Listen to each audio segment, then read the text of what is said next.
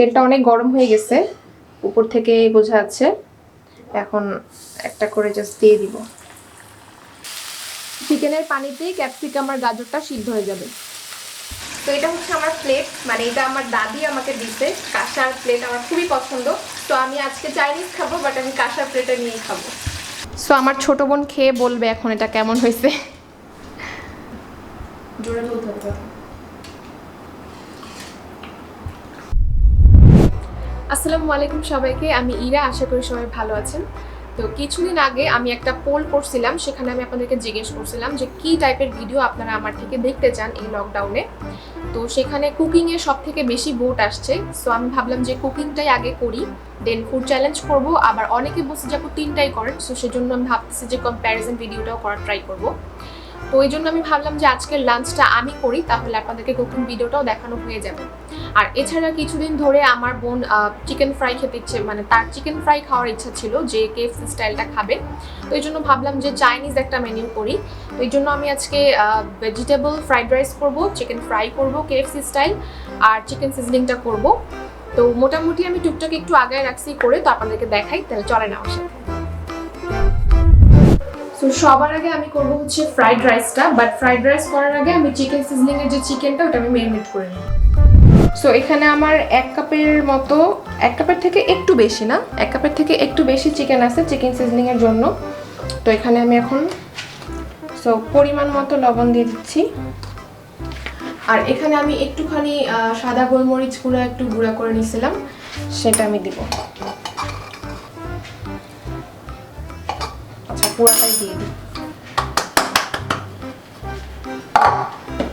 1/2 চা চামচ রসুন বাটা, 1/2 চা চামচ আদা বাটা।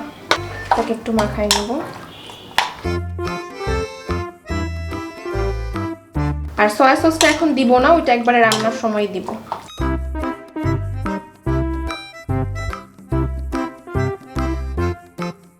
সো এটা ম্যারিনেট করা হয়ে গেছে, এটা সাইডে থাক। এখন আমি ফ্রাইড রাইসটা করে ফেলবো। সো এটার মধ্যে আমি ফ্রাইড রাইস করার আগে চিকেন ফ্রাইটা ম্যারিনেট করে নিব। সো এখানে আমি একটু সয়া সস আছে, এটা মনে হয় 1 টেবিল চামচের মতো হবে, এটা দিয়ে দিচ্ছি আগেই। তারপরে ফিশ সসটা একটু দিব, ফিশ সস দিয়ে দিচ্ছি 1 টেবিল চামচ, এটা না থাকলে দেওয়ার দরকার নেই। এরপরে আমি এটার মধ্যে 1 চা চামচ আদা বাটা, 1 চা চামচ রসুন বাটা। সো সসে যেহেতু লবণ আছে তাই লবণটা আমি কম দিব। আর 1 চা চামচ মতো লাল মরিচ গুঁড়া দিয়ে দিচ্ছি। তো এটা একটু মিশিয়ে নিই। এটা আগে করে নিলে একটু সুবিধা হয়, পরে হাত দিয়ে কম মাখানো লাগে আর কি। চিকেনগুলো আমি অনেক বেশি বড় করে কাটি নাই, একটু মিডিয়াম সাইজ করে কাটছি। এখানে প্রায় 1 2 3 4 5 7 পিসের মতো চিকেন আছে। এগুলো একটু জাস্ট হালকা মশলাটা দিয়ে মাখায় রেখে দিব।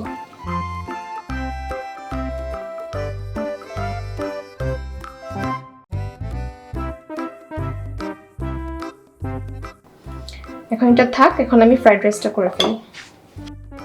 সো এখানে হচ্ছে এই কাপের 1 কাপ পোলাওয়ের চাল আমি নিছি, সেটাকে আমি 1 টেবিল চামচ সয়াবিন তেল দিয়ে কালকে রাতে এটাকে 80% মতো সিদ্ধ করে আমি হচ্ছে এরকম ট্রেতে করে ছড়ায় নরমাল ফ্রিজে ওভারনাইট রেখে দিছিলাম। আর তেলটা দিছি যাতে করে এই রাইসটা একটু ঝরঝরা হয়। আর এইভাবে দেওয়ার কারণ হচ্ছে, মানে ফ্রিজে রাখার কারণ হচ্ছে পরে যখন আপনি সবজির সাথে আরেকটু কুক করবেন যেন ওভারকুক না হয়ে যায়, সেজন্য ফ্রিজে রেখে চালটাকে শক্ত রাখা হয় আর কি। সো এখানে ফ্রাইড রাইসের জন্য আমি সবজি কেটে রাখছি। এটা হচ্ছে 1/2 কাপ গাজর, এখানে প্রায় 1 কাপ মতো বরবটি, আর পেঁয়াজ কলিও 1/2 কাপ। এটা সম্ভবত ক্যাপসিকাম, আর এখানে পেঁয়াজ মরিচ আর রসুন কাটা আছে। আর এটা হচ্ছে আমাদের সয়া সস, সয়া সসটা একটু লাগবে। আর এখানে 3টা ডিম আমি সামান্য লবণ দিয়ে ফেটে রাখছি, এটাও আমি ফ্রাইড রাইসে দিব। সো আমি ফ্রাইড রাইস করার জন্য এরকম একটা বড় পাতিল নিয়েছি। আর বাঁধাকপি একটু ছিল, ওটা আমি দেখাতে ভুলে গেছি তখন, মানে ওটা পরে বের করা হয়েছে। একটু ভাপ দেওয়া বাঁধাকপি ছিল ফ্রিজে, ওইটাও আমি ফ্রাইড রাইসে দিই। সো ফ্রাইড রাইস করার জন্য কিন্তু চুলাটা সবসময় মিডিয়াম হিটে রেখে করতে হবে, মানে মিডিয়াম হাই হিটে রেখে। আমার এখানে বাটার কম আছে, বাট এটা মেইনলি হচ্ছে বাটার দিয়ে করতে হয়। বাটারটা কম থাকার কারণে আমি এটা এতটুকু দিয়ে করব, আর একটু সামান্য তেল দিব।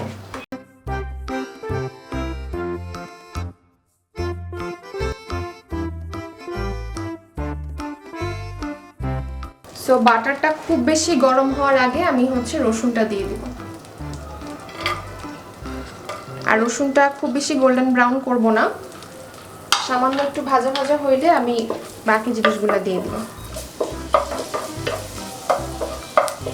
বাটার দিয়ে করার সময় রসুনটা দেওয়ার পর যে একটা স্মেল আসে, ওইটা খুবই মানে একদম ক্যারামেলাইজড একটা স্মেল আসে, এটা খুব মজা লাগে। খুব বেশি রসুন করা লাগবে না। এখন আমি যেটা করব, যে এখানে এই গাজরটা আর বরবটিটা সিদ্ধ হইতে তুলনামূলক একটু বেশি সময় লাগে, সো এগুলো আমি দিয়ে দিব।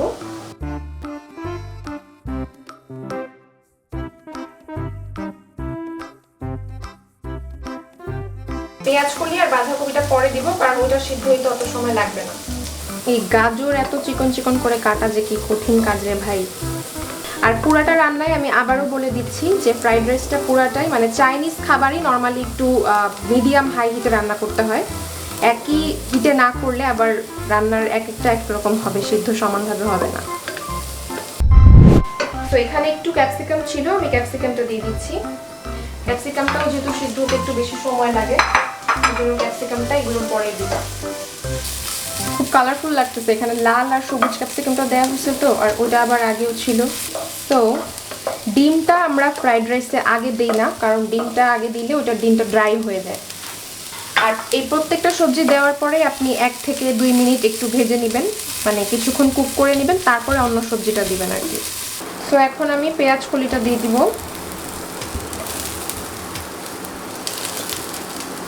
বাঁধাকপিটা আরেকটু পরে দিব, আর 1-1.5 মিনিট পর।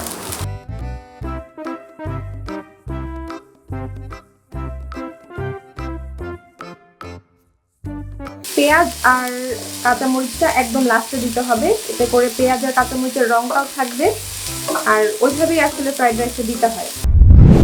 তো এখন আমি সবজিটা এক সাইড করব, এক সাইড করে রেখে এখানে যে ডিমটা আমার ফ্যাটানো ছিল সেটা এক সাইড দিয়ে দিব।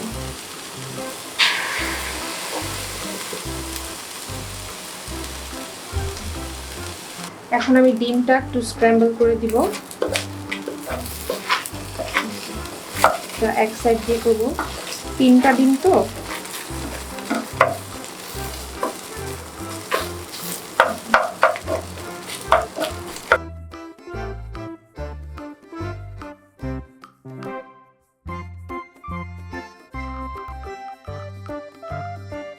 তো এখন আমি যে চালটা ফ্রিজে রাখা ছিল সেটা দিয়ে দিব।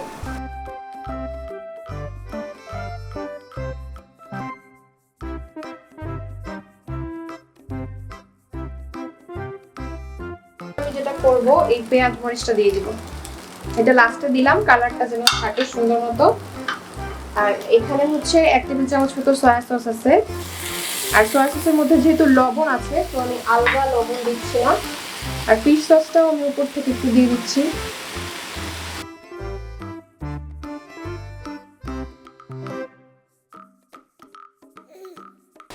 সামান্য একটু লবণ দিব, একদম জাস্ট হাফ চা চামচের মতো। এই যে 1 চা চামচ বা হাফ চা চামচের মতো একটু চিনি দিয়ে দিচ্ছি। সবজিটা আমি একটু 2-3 মিনিট বেশি করে ফেলছি, আর একটু কম থাকলে কালারটা আর একটু সুন্দর থাকে আর কি। বেশি নেড়ে ভর্তা বানায় ফেলা যাবে না। সো আমার ফ্রাইড রাইসটা হয়ে গেছে, আর 1 মিনিট পর আমি নামিয়ে ফেলবো। তারপরে আমি চিকেন সিজলিংটা করব, আর চিকেন ফ্রাইটা যেহেতু ক্রিস্পি খাবো একদম গরম গরম, সেজন্য চিকেন ফ্রাইটা সবার পরে করব। সো এখন আমি করবো হচ্ছে চিকেন সিজলিং। তো চিকেন সিজলিং এর জন্য আমি এখানে প্রায় 2 কাপের মতো ক্যাপসিকাম নিয়ে নিছি, আর এখানে হচ্ছে হাফ কাপের মতো কর্নফ্লাওয়ার, মানে হাফ কাপ পানির সাথে 1 চামচ কর্নফ্লাওয়ার গুলাই নিছি। আর এখানে হচ্ছে হাফ কাপ মতো পেঁয়াজ কুচি, এখানে একটু রসুন কুচি, এখানে হাফ কাপের মতো, হাফ কাপ বা তার চেয়ে একটু বেশি গাজর কুচি। এখানে পেঁয়াজগুলো খুব বেশি চিকন চিকন না, যেভাবে করে কাটা একটা পেঁয়াজ। এখানে হচ্ছে ওয়েস্টার সস নিছি, এটা 2 টেবিল চামচ নিছি, এটা অপশনাল, যদি আপনার না থাকে আপনি দিবেন না। আর এটা হচ্ছে সয়া সস, এটাও 2 টেবিল চামচ। আর যেহেতু আমার বাটার নাই, সো আমি নর্মাল তেল ইউজ করব। সো বাটার না থাকার কারণে আমি এখানে এখন একটু তেল দিয়ে দিচ্ছি। এটা হচ্ছে আমার ছোট বোনের রেসিপি, যে এখানে মুখ খুবই গোমরা করে দাঁড়ায় আছে, সবসময় এরকম, ওর ফেসই এরকম। সো তেলটা হালকা একটু গরম হয়ে আসছে, আমি রসুনটা দিয়ে দিচ্ছি। জাস্ট 2-3 মিনিট ভেজে নিয়ে মাংসটা দিয়ে দিব। তো আমি এখন যেই চিকেনটা ম্যারিনেট করে রাখছিলাম সেটা দিয়ে দিব।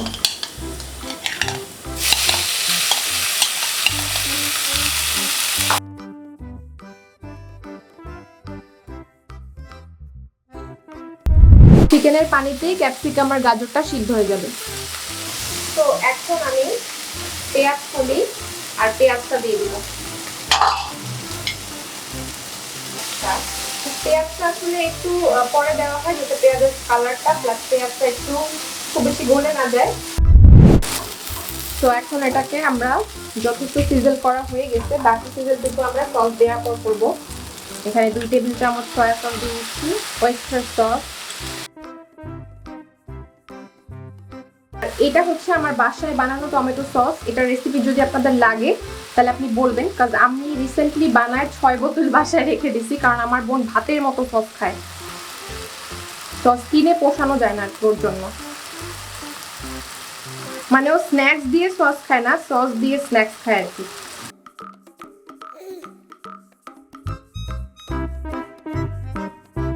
যেহেতু সসে অলরেডি লবণ থাকে, সো 3 রকমের সস আমরা এখানে দিছি, সেজন্য আমরা কোনো এক্সট্রা লবণ ইউজ করব না।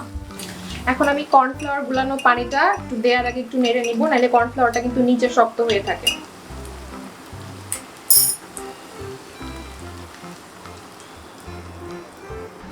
এখন বাকি যেই প্রসেসটা সেটা হচ্ছে আমরা জাস্ট আরেকটু এটা ঠিক হইতে হইতে নামাই ফেলবো, কারণ খুব বেশি এরপরে কুক করলে এটার কালারটাও নষ্ট হয়ে যাবে, একটু ক্যাপসিকাম গুলো একটু বেশি গলে গলে যাবে, ওটা ভালো লাগবে। সো এটা হচ্ছে আসলে রান্নাটা আমি মাত্র শুরু করলাম নিজেকে সহ দেখানো, কারণ এর আগে আমি যে রেসিপিগুলো দেখাইছি ওইগুলো আমি হচ্ছে সামনে না এসে দেখাইছি, যার কারণে ওগুলো শুধু রেসিপি ছিল। বাট এখন থেকে সামনে যেহেতু রোজা আসতেছে, টুকটাক ইফতারি আমি প্রত্যেক বছরই বানাই, তো এখন থেকে আমি চিন্তা করছি যে টুকটাক যদি স্পেশাল কিছু বানাই বা যেটা আমি খুব ভালো বানাই সেরকম কিছু হলে আমি আপনাদেরকে দেখাবো। আর এমনিতে আমার ইচ্ছা আছে যে আমার প্রথম রোজার প্রিপারেশনটা আপনাদেরকে দেখানোর, তো দেখা যাক যদি সবকিছু ঠিকঠাক থাকে তাহলে ইনশাআল্লাহ অবশ্যই দেখাবো। সো চিকেন সিজনিংটা হয়ে গেছে, এর থেকে বেশি কুক করলে এটার কালারটা নষ্ট হয়ে যাবে, সো আমি এটা নামাই ফেলবো। এখন আমি চিকেন ফ্রাইটা করব। সো এখন আমি এটাতে চিকেন ফ্রাইয়ের জন্য যে ক্রিস্পটা লাগে সেটা তৈরি করব। সেটার জন্য আমি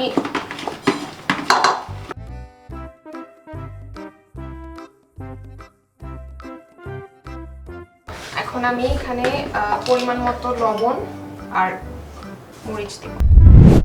এখানে হচ্ছে চিকেনটা, আর এটা হচ্ছে মরিচ আর লবণ গুলানো ময়দাটা। তো এখানে আমি একটা একটা করে চিকেন দিব।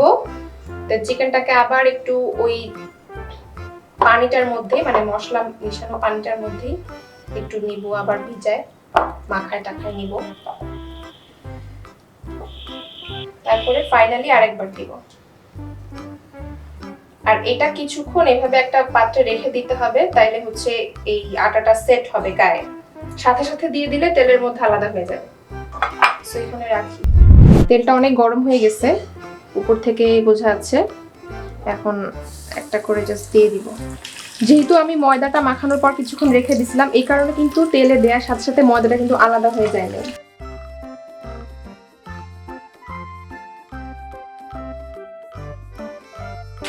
এই 4টা হোক, পরে এই 4টা হয়ে গেলে একটু বাকি 3টা দিব।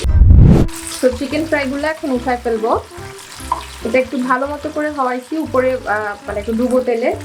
আর অনেকে মনে করে কি যে ডুবো তেলে বেশি তেল লাগে আর কম তেলে ভাজলে কম তেল, বাট না, খায় কিন্তু হচ্ছে কম তেলে বেশি। ডুবো তেলে আপনার তেলটা কম খায়, তো আপনার ডুবো তেলে ভাজাটাই আসলে স্বাস্থ্যসম্মত। আর এটা একটু বেশি ভালো মতো করে না হয় না, এটা কিন্তু আবার ভেতরে আপনার কাঁচা কাঁচা থেকে যাবে, যেহেতু এটা ফার্মের মুরগি। তো আপনাদেরকে এটা একটু মাথায় রাখতে হবে, শুধু উপরের ক্রিস্পে কালার চলে আসলে ভিতরে না হলে আবার ঝামেলা।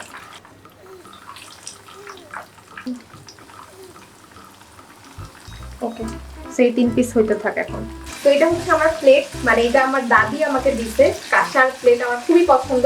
দাদির বাড়িতে এরকম মানে গ্লাস প্লেট এগুলো দেখতাম আর মনে হতো যে ঢাকায় কেন এগুলো পাওয়া যায় না। পরে দাদি আমার জন্য এটা কিনে রাখছিল। তো আমি যেই খাবারই খাই না কেন, আমি হচ্ছে মেইন খাবার যেগুলোই খাই আমি সব কিছুই প্লেটে খাই। তো আমি আজকে চাইনিজ খাবো, বাট আমি কাঁসার প্লেটে নিয়ে খাবো। তো আমি একটু ফ্রাইড রাইসটা আগে নিয়ে নিচ্ছি, চিকেন ফ্রাই পুরোপুরি হওয়ার আগে। একটু ওভারকুক হয়ে গেছে ভেজিটেবলগুলো ফ্রাইড রাইসের, বাট ব্যাপার না। সো চিকেন সিজলিং এখন তো দেখতে খুবই মানে খুবই লোভনীয়। সো আমার ছোট বোন খেয়ে বলবে এখন এটা কেমন হয়েছে। দেখে আমি না, আমার রেসিপি তো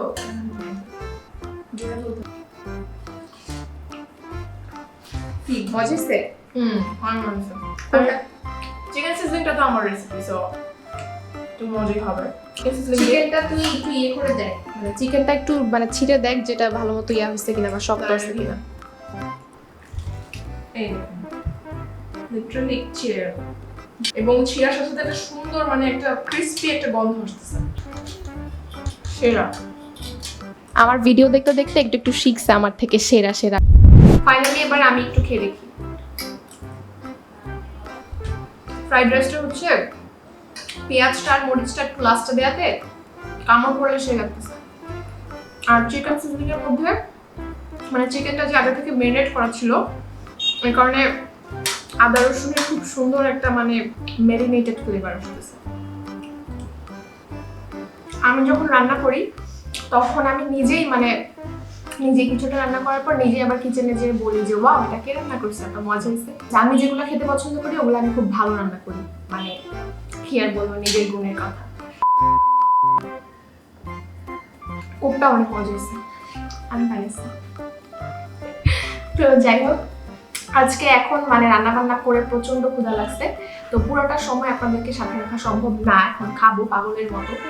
সো আপনারা আমাকে জানাবেন যে আজকের ব্লগটা কেমন হয়েছে। সো যেহেতু এখন বাসায় সামনে কিছুদিন লকডাউন, সো আমি বাসায় কিছু না কিছু করব, আর ফুড চ্যালেঞ্জও আমি একটা করবো ভাবতেছি।